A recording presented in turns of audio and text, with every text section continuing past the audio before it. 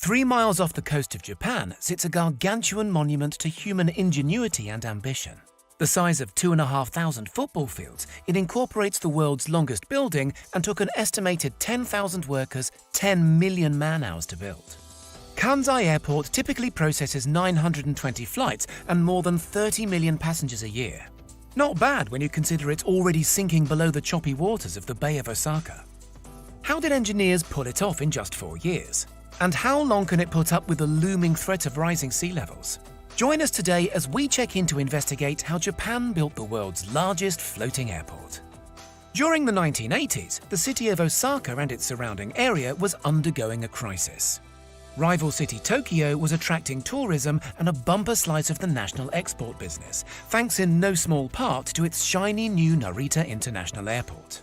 Osaka's Itami Airport, by contrast, was aging badly and hemmed in by densely populated suburbs, making any expansion impossible. In Japan, where something like 80% of all land is mountainous in character, flat places to build things like airports on are at a premium and are almost always densely populated. Even if the Japanese government was in the mood to snatch land off landowners for the greater good, its experience building Narita Airport, where bitter protests against the Tokyo project led to thousands of arrests and 7 deaths, make this a non-starter. So for the city of Osaka to develop new air capacity, it had to start thinking outside the box. Japanese city planners had flirted with artificial islands in the past to make up for limited land availability during the economic boom years of the 60s. But to build an island on the scale needed for a major international airport would require a different magnitude of ambition and ingenuity altogether. Moreover, the Bay of Osaka is notorious as a center for deadly seismic activity. It's also prone to unpredictable and destructive typhoons, like one famous 1934 storm that caused water in the bay to rise fully 10 feet, killing 3,000 locals. At least the project wouldn't have to deal with local dissent, apart from disruption to fishing lanes, wisely settled early with a binding payout to the local fishing community. A crack team led by starchitect Renzo Piano, famous for designing the Pompidou Centre in Paris and the Shard in London, set to work directly. The site selected, 3 miles out to sea, had a depth of around 60 feet, below which lurked a layer of soft alluvial clay. This material is familiar to marine engineers, but at this distance from shore, a significantly trickier base layer of diluvial clay around 1,000 feet thick would need to be tamed in order to support the entire airport. Using core sampling techniques and educated guesswork, civil engineers estimated the airport island might sink into this goopy mess anywhere between 19 and 25 feet before ultimately settling. In the interests of cost-cutting, project leaders crossed their fingers and hoped for only 19 feet of sinkage. Then, gingerly, they proceeded with the build. In order to strengthen those soft clay layers, around 1 million pipes were drilled deep into the seabed. These were then filled with sand, and the pipes removed, leaving 1 million or so sand columns to absorb the moisture from the surrounding sponge-like clay. Then it would hopefully settle and support the weight of the airport. The clay was squeezed still further by a 5 feet deep layer of sand on top of the columns. The next phase involved constructing the seawall, the first leg of which was 7 miles long. Gigantic rocks were dropped from boats and maneuvered into place by daredevil divers, at least one of whom was forced to have a leg amputated after a freak tide moved one of those vast boulders. Eventually, the sea walls rose proudly 75 feet off the seafloor. The wall was then coated on its south and west-facing flanks with 48,000 concert 4-pointed blocks, designed to dissipate and deflect the awesome power of the incoming currents. 2.5 years since the project started, by 1989 it was time to stuff the gap in the middle of the wall with enough soil to fill it. No easy task. A fleet of 80 ships took 3 years, transporting material excavated by various means.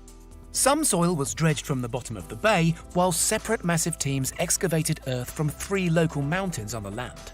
Project leaders even imported some of the precious matter from China and Korea. Ships carrying the precious spoil were methodically choreographed to precise GPS locations above the seafloor before dumping. 3 different sizes of rock and gravel were used in the final mix, a measure that experts believed should help the ground stay solid in the highly probable event of a future earthquake. Eventually, slowly but surely, the island that would house the first phase of the airport emerged from the sea. In the meantime, a one-of-a-kind record-breaking bridge connecting the airport to the mainland was gradually taking shape. Gigantic floating cranes arrived and started lowering the first of 29 enormous pilings into the seabed. 2 years later, the colossal 4,000-ton, 500 feet bridge modules were lifted into place.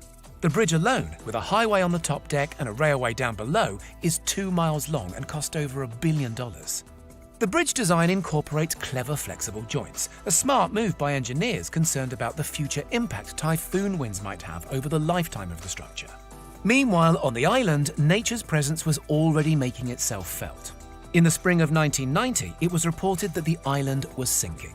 This was already expected, of course, but the rate and extent of sinking alarmed everybody involved.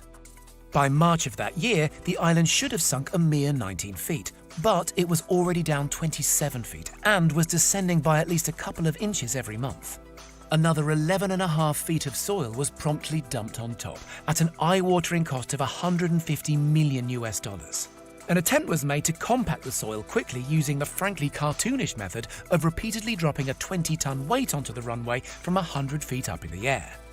The biggest problem wasn't the subsidence itself, but the uneven manner in which it was happening. Different parts of the island were sinking at different rates, and the planned terminal building would inevitably split and break in months if this was left unchecked. Part of the solution involved adapting Renzo Piano's design so the foundations could be beefed up with an 8-foot layer of crushed iron ore to help the light structure at least collapse evenly and at the same rate as the island itself. The most ingenious workaround, however, involved the installation of some 900 jacks into the foundations. These jacks, atop which rested the terminal superstructure, all 3 million tons of it, incorporate sensors to keep engineers abreast of which parts are sinking and by how much. The relevant jacks could then be adjusted to keep those gigantic 30 steel trusses and 250 ribs which form this 1.7-kilometre long leviathan on a roughly even keel. The terminal building, rendered in the shape of a segment from a giant toroid, is covered in some 5,000 panels of glass, each set within a rubber frame so as not to shatter in high winds. On the roof, there's 90,000 stainless steel tiles, painstakingly installed by hand and tested to bear the stresses and strains of a major earthquake or typhoon. As you can imagine, even during construction, the project had to put up with some fairly intense sea breezes. The huge internal space is elegantly spread over 4 stories. It can be accessed from the mainland by car, train or hydrofoil and is studded with 41 gates, each no more than 90 seconds travel from the terminal concourse proper. That 100-foot-high ceiling is designed with a curve in the top to mimic patterns of air circulation and thus support fresh airflow. These colourful mobiles bob about in the invisible walls and eddies to give you an idea of how breezy it is up there. Those jacks underneath the structure certainly have their work cut out. Designed to move the columns above up to 15 inches at a time, they also accommodate iron plates, which engineers periodically slide into the voids to keep the structure above from collapsing, a bit like wedging a book under the wobbly leg of a table. Beneath the terminal, this elastic quality is still evident in service staircases that have grown by 1 or even 2 steps over time as the ground has sunk, or these quirky doors with uncommonly high frames. Interior remodeling like this was the least of engineers' worries when a deadly 7.2 magnitude earthquake rocked the city of Kobe on January 17, 1995, killing 5,000 people, injuring 25,000 and leaving 300,000 Japanese homeless. Yet, despite being only 18 miles from the epicenter, Kansai Airport remained miraculously unscathed, thanks to the variable-sized rocks in the island foundation and ingenious deployment of sliding and rotating joints throughout the structure. In fact, not only was the airport spared, but it was capable of leaping into action immediately as a staging area for emergency crews and the distribution of food and supplies to the stricken region. Even those glorious glass tiles were left intact. Engineers could justly give themselves a pat on the back for that day's work, and again 3 years later when a powerful typhoon saw 130-mile-per-hour winds whip across the Bay of Osaka. Still, despite minor damage to the roof, the airport was able to open that very same evening. In 2007, the airport, facing big rises in passenger numbers and buckling under hefty construction debts, which meant owners were forking out some $500 million a year in interest payments alone on the airport's total $20 billion cost, opened its second runway. This is aimed at the low-cost carrier market and is graced with a substantially cheaper, simpler one-story terminal building.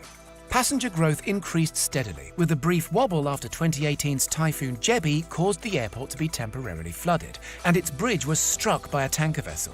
That is, until the COVID pandemic saw a brutal 76% year-on-year collapse in passenger numbers from 2019 to 2020.